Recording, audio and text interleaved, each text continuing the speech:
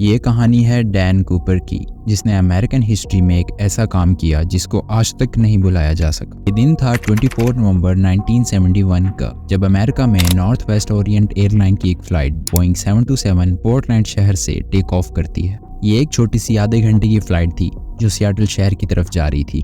इस फ्लाइट में 36 पैसेंजर और 6 क्रू मेंबर्स थे। उस वक्त अमेरिका में इतनी सख्ती नहीं हुआ करती थी, जिसकी वजह से पैसेंजर्स का सामान भी चेक नहीं किया जाता था। इसी चीज का फायदा उठाकर डैन कूपर नामी एक शख्स ने अपनी टिकट खरीदी और प्लेन में इंटर हो गया। इसने अपना हुलिया एक बिजनेसमैन जैसा बनाया हुआ था। इसने सन ग्लासेस पहने हुए थे और हाथ में एक ब्रीफ केस भी उठाया हुआ था। ये बंदा प्लेन में इंटर हुआ और जहाज के आखिर में जाकर अपनी मनपसंद सीट पर बैठ गया। उसने एक ड्रिंक ऑर्डर की और सिगरेट पीने लगा। 2:58 पर यह फ्लाइट टेक ऑफ हुई। टेक ऑफ के थोड़ी ही देर बाद इसने एक एयर होस्टेस जिसका नाम फ्लोरेंस शॉफनर था, इसको अपनी तरफ बुलाया और हंसते हुए इसके हाथ में एक पेपर थमा दिया। जब उस एयर होस्टेस ने ये पेपर पढ़ा तो जैसे उसके पैरों तले जमीन ही निकल गई। इस पेपर में लिखा था, miss I have a bomb here and I would like to sit by me. Florence Schaffner जब उसके पास आकर बैठी तो इस आदमी ने अपना ब्रीफकेस उसको खोलकर दिखाया, जिसमें कुछ वायर्स, स्टिक्स और बैटरीज थी, जिसको देखकर उसको यकीन हो गया कि ये प्लेन अब हाईजैक हो चुका है। इस आदमी की 3 डिमांड्स थी।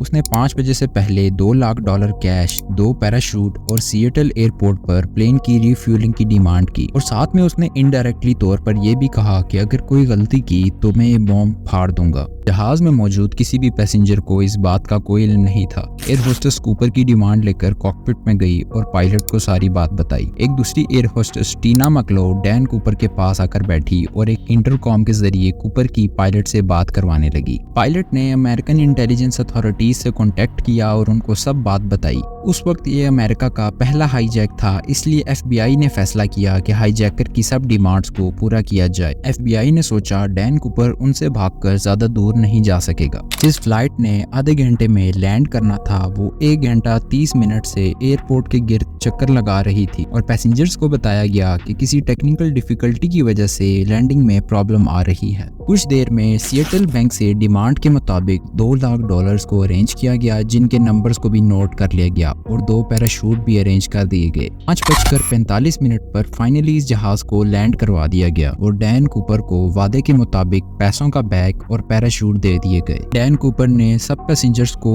जहाज से उतरने की इजाजत दे दी। थोड़ी देर में रात हो गई और जहाज को रिफ्यूलिंग के बाद टेक ऑफ कर लिया गया। टेक ऑफ करने के बाद कूपर ने पायलट को कहा कि जहाज का एल्टीट्यूड 10,000 फीट रखकर उसको मैक्सिको सिटी की तरफ लेकर जाए, लेकिन प्लेन में इतना फ्यूल मौजूद नहीं था कि उसको डायरेक्ट मैक्सिको सिटी लेकर जाए। तो पायलट ने रिफ्यूलिंग के लिए 2 ऑप्शंस बताए, रीनो या फिनिक्स। डैन कूपर रीनो पर राजी हो गया। इंटेलिजेंस एजेंसी और FBI भी अपना काम कर रही थी। उन्होंने 2 फाइटर जेट्स को जहाज के पीछे भेजा, लेकिन वो इतनी स्लो स्पीड मेंटेन नहीं कर पा रहे थे, इसलिए वो जहाज के गिर्द चक्कर लगाने लगे। रात का वक्त था। इतने में डैन कूपर ने टीना मैक्लो को कॉकपिट में जाने का बोला। जब टीना कॉकपिट में इंटर हो रही थी तो उसने आखिरी बार सिर्फ इतना देखा कि डैन कूपर अपनी कमर पर कुछ बांध रहा था। उसके बाद जहाज की सीढ़ियां खुली और डैन कूपर ने वहां से छलांग लगा दी। उसके बाद जहाज को लैंड करवा दिया गया। पूरे जहाज को अच्छी तरह चेक किया गया, पर जहाज में ना कूपर था ना ही कोई बॉम्ब मिला। इसके बाद डैन कूपर का कभी कुछ पता नहीं चला कि आखिर डैन कूपर कौन था और पूरे अमेरिका को धोखा देकर वो कहाँ चला गया।